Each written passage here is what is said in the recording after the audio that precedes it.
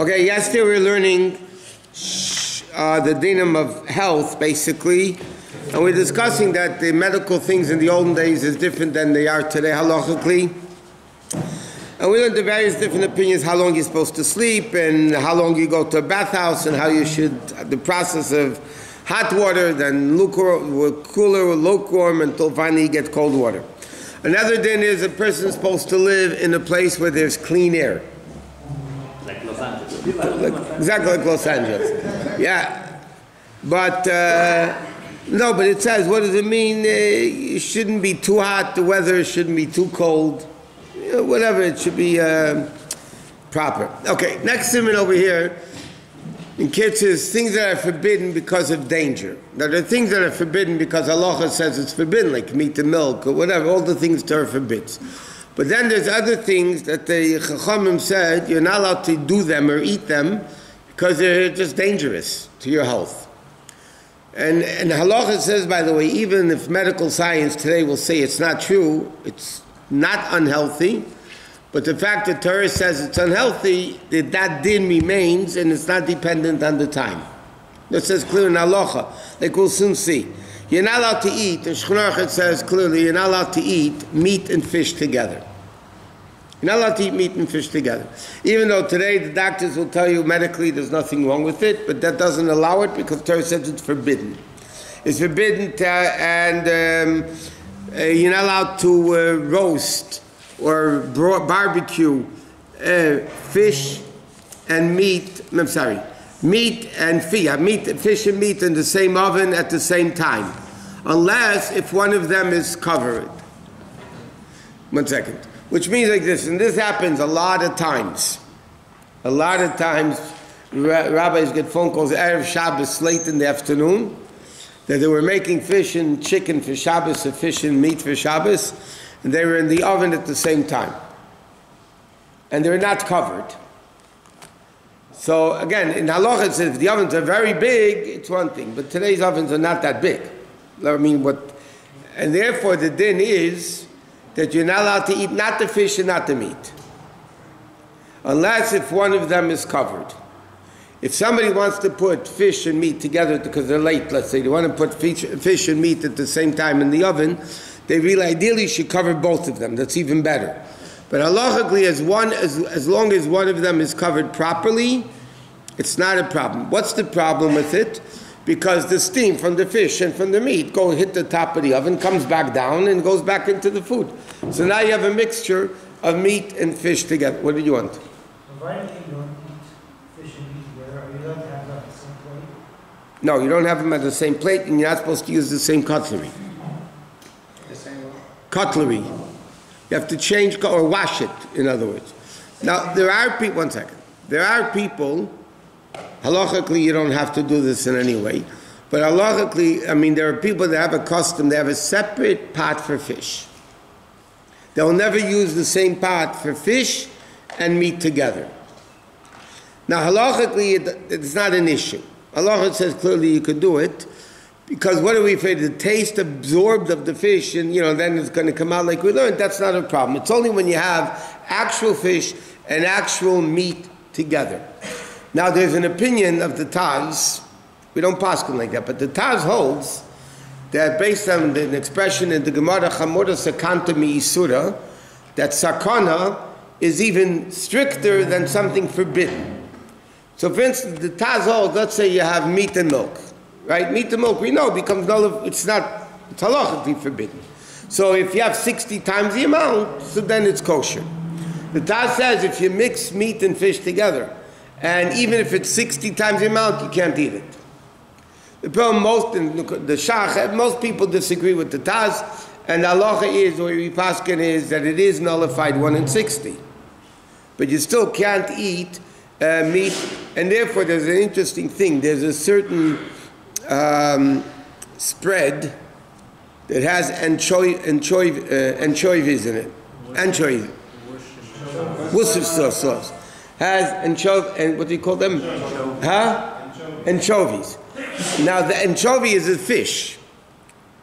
So you can't use the Worcestershire sauce on your meat because there's fish in it. And if you use it, now you have to know it's a 60 time, and that whole complicated thing. So bottom line is, you can't eat meat and fish together, and not only that, halacha says two things. You have to rinse your mouth and eat something in between. Two things you have to do. You have to rinse your mouth and eat something. A piece of challah, whatever. What? I know you can just rinse it with water. You can rinse it with water, whatever, wine, whatever.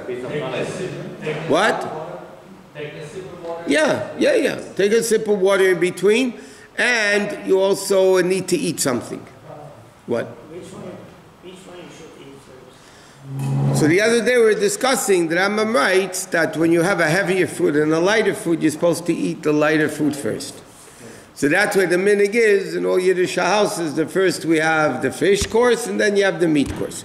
Now what happens if after the meat course somebody decided to eat a piece of lox or herring or whatever, you know? So then again, you rinse your mouth, you eat something, and then you can go and eat fish again. You shouldn't do fish, meat. You should try to do the lighter foods first, and then the heavier, first fish and then meat. But if you didn't, and you ate meat, and now you want to eat fish, you rinse your mouth, you eat something, and you're allowed to eat. You're allowed to eat fish or meat, the opposite. Okay. Now, but in one oven, it happens so many times. We get calls Erev Shabbos, like an hour before Shabbos. I just realized the fish and the meat or the chicken was in the oven at the same time, and they were cooking, and they're both open. The problem is, they have to throw them out, and they have to look for more food for Shabbos. Food is dry. What do you mean dry? Some people cook their fish. I'll give you another example. 1 second. Can I use the barbecue grill for meat and fish? People like to grill fish, right? That's grilled on the actual same. Right, so then you can't use the same grill. Because the grill is dirty with meat and dirty with fish. You can't take, unless if the grill is spotlessly clean. If the grill is clean, you cleaned it off, whatever. So then technically you can grill fish on the same grate that you grilled the meat. Huh? If you put a few layers of foil, technically it's okay. You know, a lot of times we have this, not about fish and meat. You go to these public barbecues. How anyone would want to eat off that, I never figure it out anyway. They're so fachazit with filth. Anyway, but both. It's dirty. And so again, if you put a bunch of layers of aluminum foil, you could be makel, but not everybody agrees to be makel on that, because it's still filthy dirty, you know. It's not... what? If you bring your own top, but you have to burn out the bottom a lot before you put it on, because there's... the things have to be made red hot. The bottom.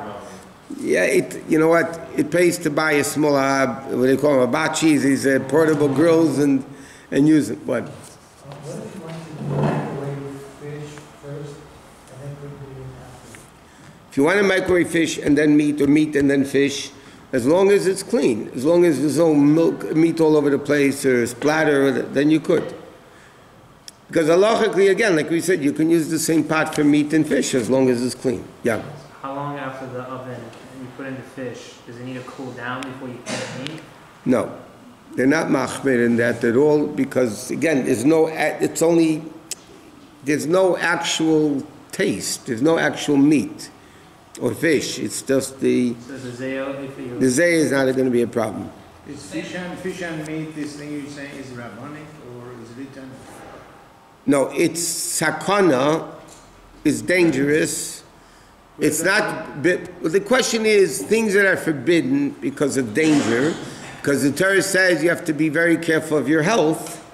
Does that make it biblical? It's possible it would be biblical. Yeah, because it's dangerous. The Torah says you have to, you're not allowed to do dangerous things. To do dangerous things that risk your life is biblically forbidden. Smoking is forbidden?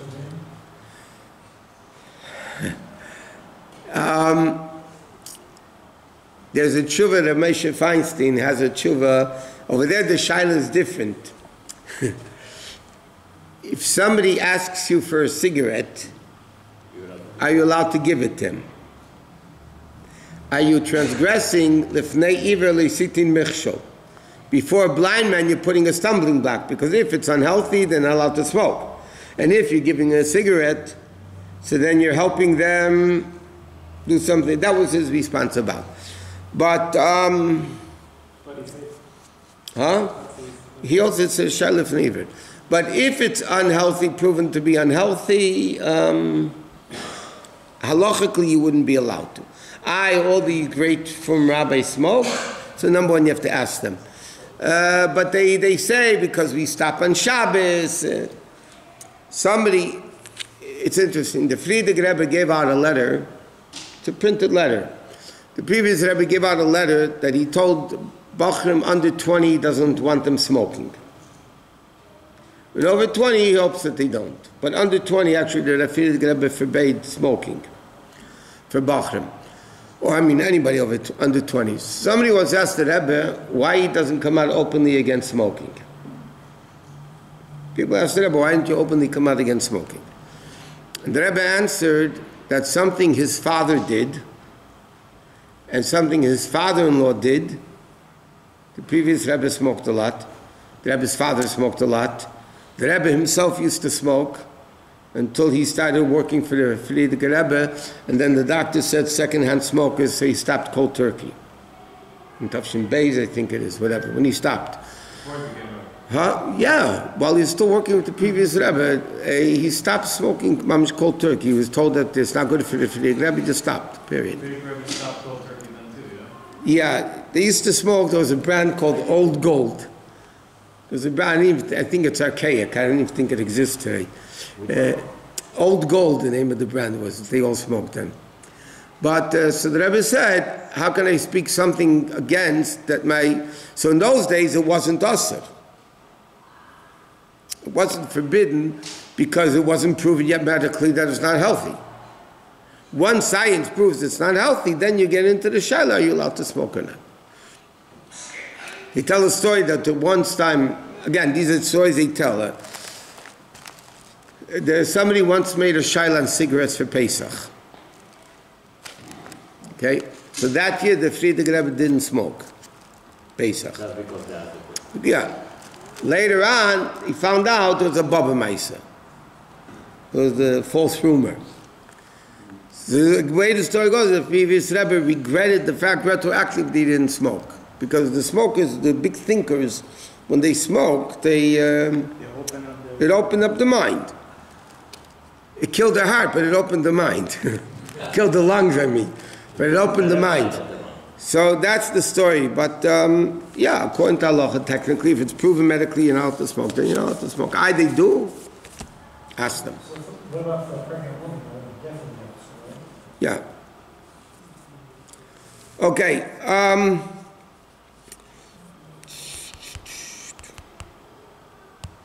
Okay. Fine.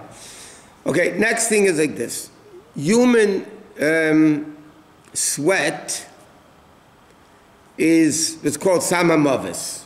It's poison. Samamavis means it's poison. Human sweat is mamish poison, except the sweat of the face. I mean, all of the sweat, any other part of the body is poison, except the Gemara says chutz mizeh sapanim, and therefore it says in halacha like this: people used to carry things. They used to put food underneath their arm, by the armpit, and people would sweat. So they say you're not allowed to do that because it would mamish be samamavis, it would be poison. It says in halacha you're not allowed to put money in your mouth. So then it's a Gemara, but the Gemara Shechnor Paskins also, you're not allowed to put money in your mouth. Why? Because everybody touches money, and there might be human sweat on it, and it's dangerous. I mean, anyway, how you couldn't... What is the worst year problem? It's the least year problem. With the money, correct. What about when they say put your money in your mouth? It says where your mouth is, not in the mouth. You don't say put it in your mouth. Put your money where your mouth is. Okay, okay, one more thing. Okay, you know, this thing we're going to leave because it's a longer day. Okay. Machet Shim Somet Machet Bevo Main Kim Shvalag out there when I met Dr. Baruch Zak Sofik Khibelam Termitz Shina Madina Chafetz